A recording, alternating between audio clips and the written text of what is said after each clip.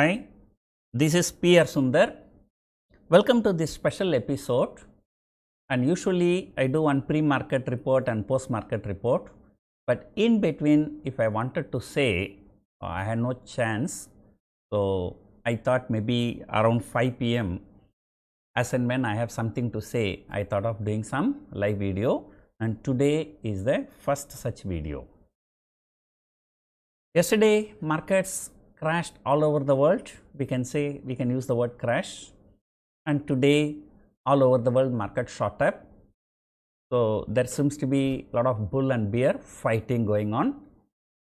And what are the issues facing the stock markets all over the world? Let us talk about the bear case scenario and bull case scenario. So in my opinion, there are 5 issues, very important issues. I can say they are the headwinds for the stock market, or at least media is projecting them as a headwinds. Number 1, Evergrande, a second largest real estate company in China.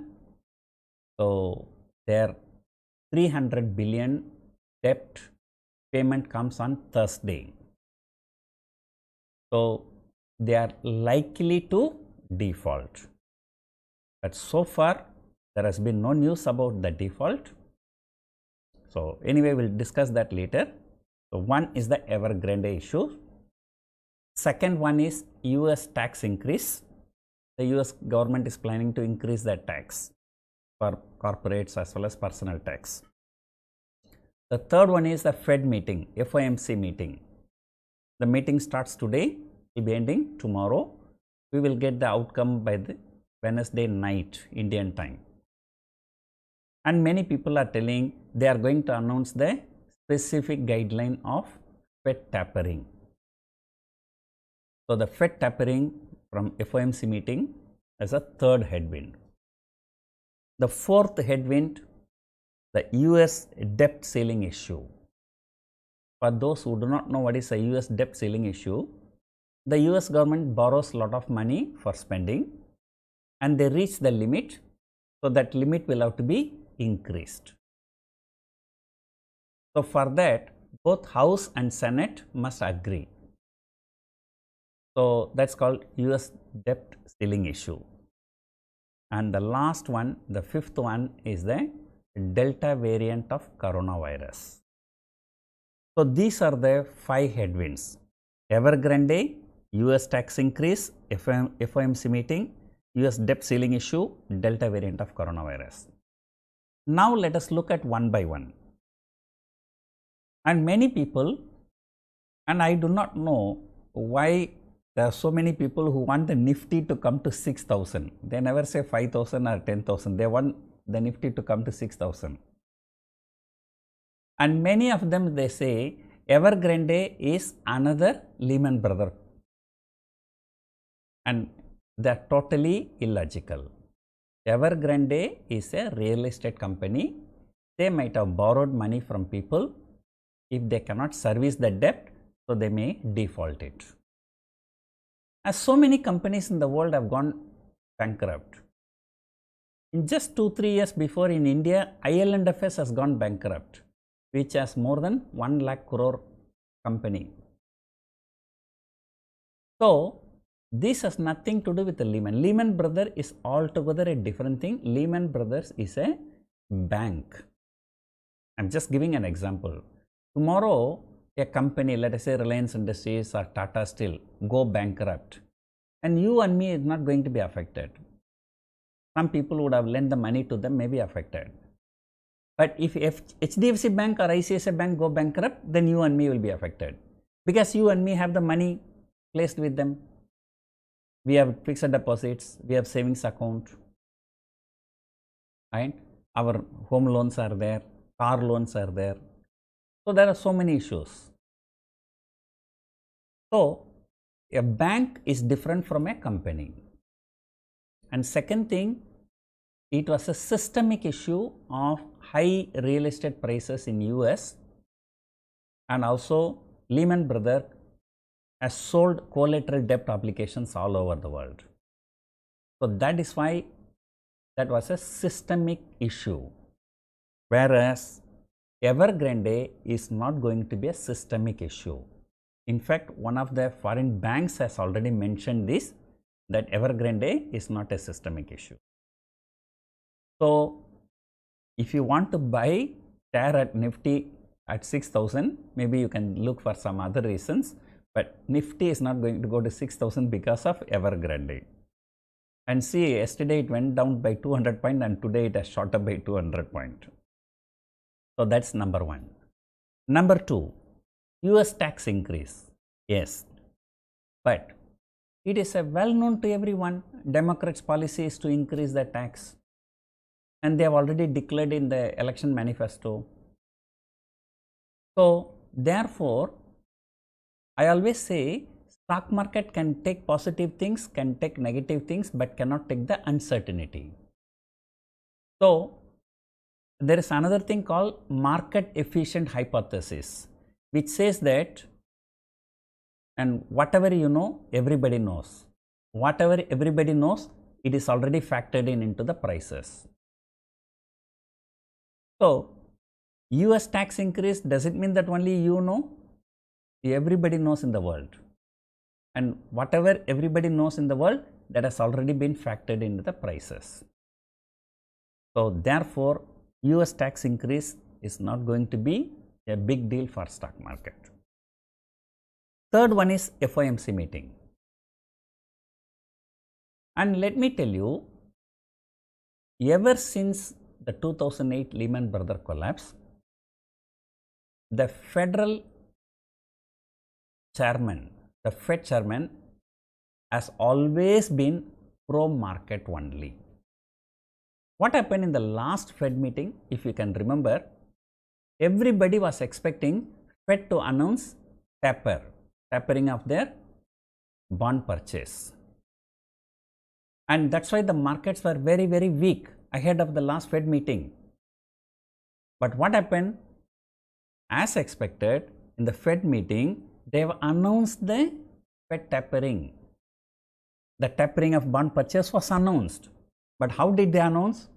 They said, before the end of this year, we are going to taper the bond purchase, but however, we are not going to increase the interest rate. You know, people say, you have to give a bitter medicine, you have to give along with sugar.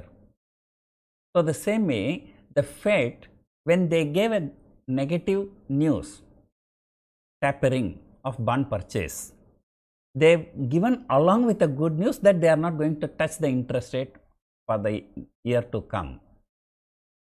So, even if they announce something bad, but they will be putting it in such a way that it will look good. And what happened? The day Fed announced the tapering, the US market shot up. So, always remember, Fed has always been pro-market. They won't do anything that can have a knee-jerk reaction in stock market. And fourth one, the US debt ceiling issue. When the government reaches the limit, so they want to increase the limit, they have to go to the House, they have to go to the Senate, just like Lok Sabha and Rajya Sabha in India. And in both the houses, it has to be approved. The problem for the last many years is that in House, Democrats have the majority, in Senate, Republicans had the majority. So, if a bill is passed in House, and it will have a difficulty in passing in Senate. And there were many times, even the US government had to shut down for many days. I remember once they shut down for 10-15 days, and even the government employees were not asked to come to the office. That was a very big problem. But now the situation is different. The House, Democrats have the majority. In Senate, it is exactly 50-50. When exactly 50-50 comes, the Vice President, Kamala Harris, has the voting power. But definitely she will vote for Democrats because she is from Democrats. So therefore, the US debt ceiling issue may be an issue, but it will ultimately get passed in both House and Senate. So that is also not going to be a big issue. The last but not least, the Delta variant of coronavirus is really an issue and people are not talking, but however, some section of the media in US, they keep talking. And in fact, I heard that there were 2 states where they even have the shortage of oxygen. And it is Australia and US where the Delta variant of coronavirus is having more impact. But, and you also know the behavior of Americans. There are many Americans who don't want to take the coronavirus injection, vaccine. So it is good that the coronavirus is there so that these people will be afraid of their life and they'll be taking the vaccination. So they are working on booster shot also. Even today also Johnson & Johnson announced their booster shot is 95% effective.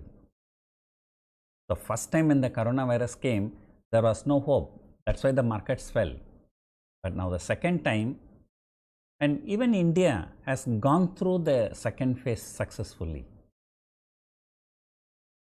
So therefore, this Delta variant of coronavirus, like, it will become just like some other diseases. Like there were so many diseases where there is no medicine, when things are going on, still the life goes on.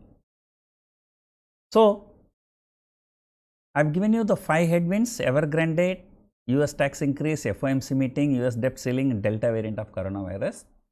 And I have also given my opinion about these 5 things. But whatever I have given, it's my opinion. It may be correct or may not be correct because it is just an opinion.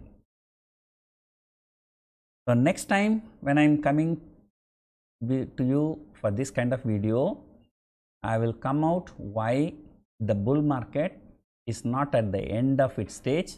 The bull market is just going to begin. And what are the reasons and how things work, I am going to explain to you in the next video. So until then, enjoy your evening. Hope you enjoyed watching the video. Thank you for watching.